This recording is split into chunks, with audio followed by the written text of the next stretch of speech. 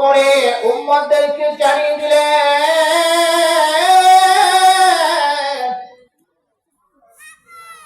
আল উলামা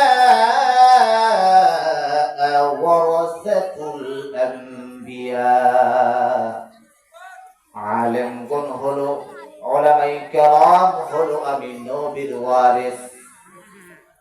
কোন উম্মত যদি, কোন মানুষ যদি আলেমদেরকে টিটকারিমূলক কথা বলে, সে মনে করবে, সে যেন মনে করে আলেমকে টিটকারি করে নাই, আলেমকে বেইজ্জতি করে নাই, সে আমি নবীকে বেইজ্জতি করেছে। রাসূল আরবি নবী মুহাম্মদুর রাসূলুল্লাহ সাল্লাল্লাহু আলাইহি সাল্লাম বলেন, হে আমার উম্মতেরা, তোমরা যদি হক্কানি উলামায়ে কেরামের সাথে সুন্দর সম্পর্ক রাখো, হক্কানি উলামায়ে কেরামদেরকে যদি মুহাব্বত করো, ভালোবাসো, তাহলে মনে করবা আমি নবীকেই ভালোবাসলা, আমি নবীকেই মুহাব্বত করলা। সুবহানাল্লাহ কয় না? বাকিয়া বলবেন না সুবহানাল্লাহ। কালকে সকালে ঘুম থেকে উঠে কইেন সুবহানাল্লাহ যে কই নাই, কই আলাই। যারা বাহিরে দাঁড়িয়ে আছেন তারা কি জান্নাতে যেতে চান না? ও যুবক ভাইয়েরা, জান্নাতে যেতে চান না? মনে হয় না। বাঙালি কত বোকা দেখছেন, জান্নাতেও যেতে চায় না, জান্নাতের কথা শুনে সামনে থেকে চলে যাচ্ছে। আপনারা যদি এরকম বারবার ডিস্টার্ব করেন, বসতেছেন উঠতেছেন, তাহলে তো আমার আলোচনায় মনোযোগ বসবে না। মেহেরবানি করে একটু চুপচাপ বসেন, মনোযোগ দিয়ে আলোচনা শুনেন। রাসূল আরবি নবী মুহাম্মদুর রাসূলুল্লাহ সাল্লাল্লাহু আলাইহি সাল্লাম বলেন, যদি কোন হক্কানি উলামায়ে কেরামকে তোমরা অপমান করো, তাহলে মনে করবা আমি নবীকেই অপমান করা হলো।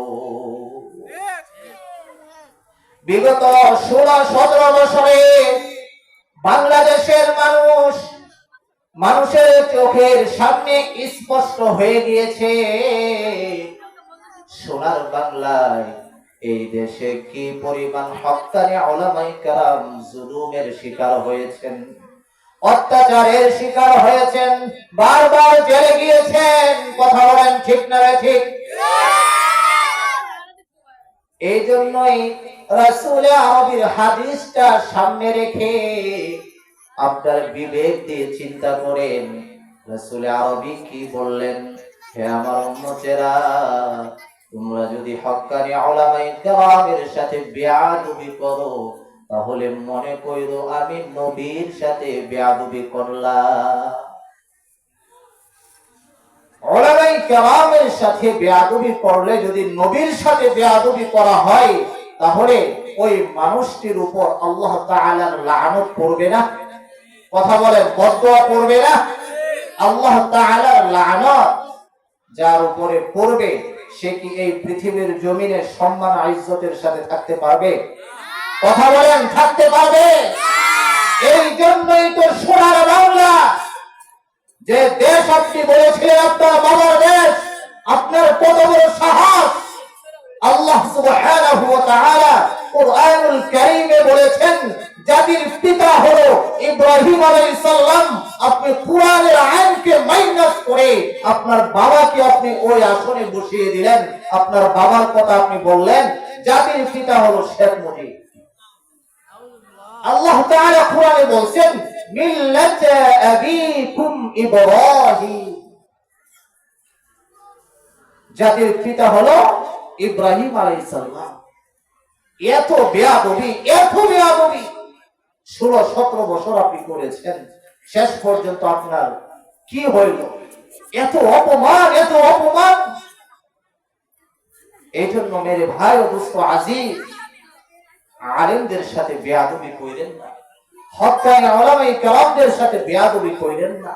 আল্লাহ তাআলা আয়াতের মধ্যে এটাই বলছেন, ইয়া আইয়ুহাল্লাযীনা আমানুত্তাকুল্লাহা ওয়া কুনু মা'আস সাদিকিন, হে ঈমানদাররা তোমরা আমাকে ভয় করো, আমার তাকওয়া তোমাদের অন্তরে ঢুকাও এবং সত্যবাদী যারা আছেন, যারা সিদ্দিক, তাদেরকে তোমাদের বন্ধু বানাও।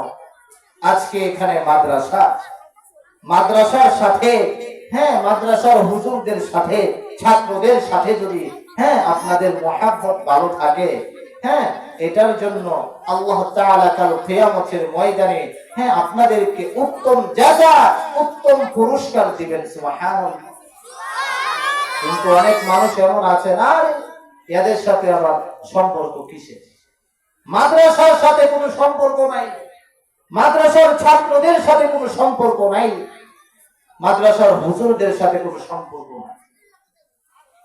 এই জন্যই তো আপনার পুরা কপাল, যেদিকেই যাচ্ছেন সেদিকেই আপনার বরবাদ হয়ে যাচ্ছে। আপনার ব্যবসা শুধু লস আর লস, আপনার ছেলে মেয়ে আপনার কথা শুনে না, আপনার বিবি আপনার কথা শুনে না, আপনি যেদিক দিয়ে যান সেদিক দিয়ে আপনার বিপদ। কেন? আপনি মাদ্রাসার ছাত্রদেরকে, আলেমদেরকে মন থেকে, দিল থেকে ভালোবাসতে পারেন নাই। কথা বলেন ঠিক না বেঠিক? ও মুসলমান ইমানদার আল্লাহর গোলাম, মাদ্রাসার ছাত্রদেরকে ভালোবাসলে কি হবে? রাসূল আরবি নবী মুহাম্মদুর রাসূলুল্লাহ সাল্লাল্লাহু আলাইহি সাল্লাম বলেন, হে আমার উম্মতেরা, মাদ্রাসার ছাত্রদেরকে তোমরা ভালোবাসো, কারণ মাদ্রাসার ছাত্ররা তালিবুল আলিম যে রাস্তা দিয়ে যায় তার পায়ের নিচে ফেরেশতারা নূরের পাটি বিছিয়ে দেয়। সুবহানাল্লাহ। ও মুসলমান ইমানদার, তালিবুল আলিম ছাত্ররা এত দামি, তারা যে রাস্তা দিয়ে যায় তখন ফেরেশতারা নূরের পাটি বিছিয়ে দেয়। তাদেরকে যদি মহব্বত করে, কাল কিয়ামতের ময়দানে আপনার সাথে যখন সাক্ষাৎ হয়ে যাবে, আল্লাহ তাআলার কাছে বলবেন, মালিক, তোমার এই বান্দা, আমার এই ভাই আমাকে অনেক মহব্বত করছে, আমি যখন মাদ্রাসায় পড়েছি আমার খোঁজ খবর নিয়েছে, মাঝে মধ্যে আমাকে কিছু টাকা পয়সা দিয়েছেন, আমার খোঁজ খবর নিয়েছেন, আমাকে বাহবা দিয়েছেন, আমাকে পরামর্শ দিয়েছেন, আমাকে দোয়া দিয়েছেন, আমাকে একবেলা খানা খাওয়াইছেন। ও দয়ার মালিক, আজকে আমার এই ভাই জাহান্নামে যাবে আর আমি জান্নাতে যাব, এটা কোনোভাবেই সহ্য হচ্ছে না, এটা আমার সহ্য হচ্ছে না। ও দয়ার মালিক, আপনি আপনার বান্দাকে মাফ করে দিন এবং তাকে আমার সাথে জান্নাতের মেহমান হিসেবে কবুল করুন। সুবহানাল্লাহ। আল্লাহ তাআলা তখন সেই তালিবুল ইলমকে বলবেন, ও তালিবুল ইলম, তুমি যখন বলেছো, তোমাকে মাদ্রাসায় যখন তুমি পড়েছো, তোমাকে সাহায্য করেছে, তোমাকে একবেলা খানা খাওয়াইছে, তোমার খোঁজ খবর নিয়েছে, তোমার উস্তাদকে মহব্বত করেছে, যাও আমি তোমার খাতিরে, কোরআনের খাতিরে আমার এই বান্দার জাহান্নাম মাফ করে দিলাম, তাকেও জান্নাত দিয়ে দিলাম। সুবহানাল্লাহ। ও মুসলমান ইমানদার আল্লাহর গোলাম, আজকে সমাজের অনেক মানুষ এমন দেখা যায়, মাদ্রাসাকে ভালোবাসে না, মাদ্রাসার দুশমনি করে, কাল কিয়ামতের ময়দানে আল্লাহ তাআলা তাদের ঠিকানা জাহান্নাম বানিয়ে দিবে। আল্লাহ তাআলার কাছে বলবেন, মালিক, পৃথিবীর জমিনে আমি তো 5 ওয়াক্ত নামাজে ছিলাম, আমিও তো হজ করেছিলাম, আমিও তো যাকাত দিয়েছিলাম, আমি কখনো অন্যায় পথে চলি নাই।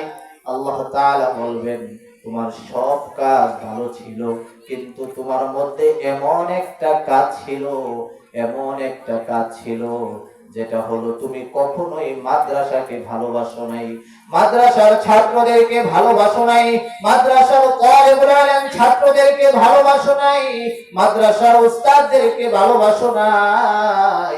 মাদ্রাসার উস্তাদ ছাত্ররা যখন তোমার কাছে যাইতো, ও বাবাজি এটা বলে তোমাকে মাদ্রাসার কোন সহযোগিতার কথা বলতো, তখন তুমি তাদেরকে চিৎকারি করতে, তখন তুমি তাদেরকে অপমান করতে।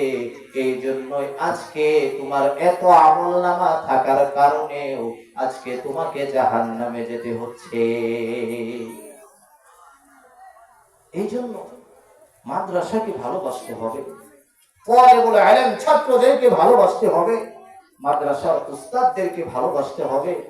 আরে খাঁটি ইমানদার তো সেই ব্যক্তি যার দিলে যার অন্তরে মাদ্রাসার মহব্বত আছে, যার দিলে যার অন্তরে মাদ্রাসার ছাত্রদের মহব্বত আছে। আমি যখন ঢাকা যাত্রাবাড়ি শরিয়াখরা লেখাপড়া করি 2012 সালে, তখন আমাদের মাদ্রাসায় বোর্ডিং এ কোনো খাবার নাই। মুহতামিম শাহ হুজুর আমাদেরকে শেষ রাত্রে উঠে তাহাজ্জুদের নামাজ আমাদেরকে নিয়ে পড়ে আল্লাহ তাআলার কাছে দুহাত তুলে কেঁদে দিয়েছেন। মুহতামিম শাহ হুজুর আল্লাহ তাআলার কাছে বলেন, মালিক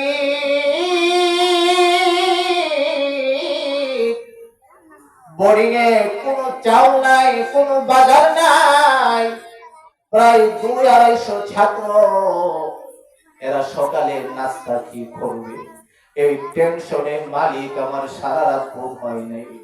ওদের মালিক আপনি খানার ব্যবস্থা করে দিন। হঠাৎ করে আল্লাহর বান্দা কিছুক্ষণ পরে হুজুরের কাছে গিয়ে বলতেছেন, হুজুর আপনার মাদ্রাসায় ছাত্র কেমন আছে? হুজুর বলতেছেন প্রায় 250 মতো। ওই লোক হুজুরকে বলতেছেন, হুজুর এখানে কিছু টাকা আছে, এই টাকা দিয়ে আশা করি 1 সপ্তাহ খানার কোনো চিন্তা আপনার করতে হবে না, হয়ে যাবে, চিন্তা করেন না। সুবহানাল্লাহ করেন না। হুজুরকে যখন এই কথা বললেন, হুজুর মালিকের কাছে বলেন, মালিক তুমি তো আমাদের মালিক, তোমার নাম রহমান রহিম, তোমার মতো দয়াময় মায়াময় প্রভু আর কেউ নাই। ও দয়ার মালিক, পৃথিবীর কোন মানুষের কাছে চাইলে দেয় না, কিন্তু তুমি এমন মালিক যে বান্দার চোখের পানি কোনদিন সহ্য করতে পারো না।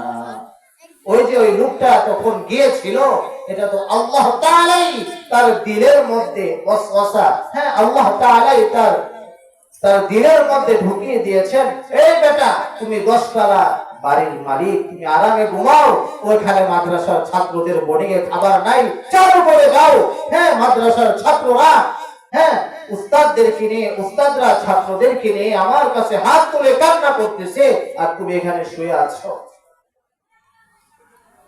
এই জন্য মাদ্রাসার ছাত্রদেরকে ভালোবাসবেন, মাদ্রাসাকে ভালোবাসবেন, কাল কিয়ামতের ময়দানে এর জাযা এর খায়র, উত্তম জাযা মালিক আপনাকে দিবেন। বলি না সুবহানাল্লাহ। আল্লাহ তাআলা কুরআনুল কারীমের মধ্যে বান্দাদেরকে জানিয়ে দিলেন, ইন্নাল্লাযীনা আমানু ওয়া আমিলুস সালিহাত কানাত লাহুম জান্নাতুল ফিরদাউসি নুজুলা। আল্লাহ তাআলা বলেন, নিশ্চয় যারা ঈমান আনবে এবং আমলে সালেহ করবে, সারাটি জীবন যারা আমলের মধ্যে অতিবাহিত করবে, যাদের সময়টুকু আমলের মধ্যে কাটবে, যারা মাদ্রাসার ছাত্রদেরকে ভালোবাসবে, মাদ্রাসাকে ভালোবাসবে, আলেমদেরকে ভালোবাসবে, হক্কানি উলামায়ে কেরামদেরকে যারা ভালোবাসবে, কাল কিয়ামতের ময়দানে আমি তাদের ঠিকানা জান্নাতুল ফিরদাউস দান করে দেব। সুবহানাল্লাহ। ও মুসলমান ইমানদার আল্লাহর গোলাম, এই জন্য আলেমদেরকে ভালোবাসবেন নি? আলেমদেরকে ভালোবাসতে হবে না? কথা বলেন, আলেমদেরকে ভালোবাসতে হবে না?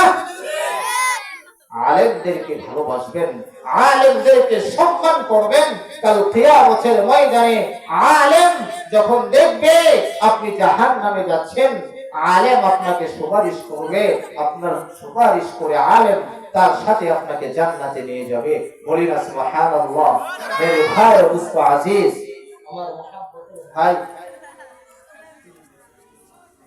আজকের এই মাহফিলের যিনি প্রধান বক্তা, আমাদের 30 সালের আলহামদুলিল্লাহ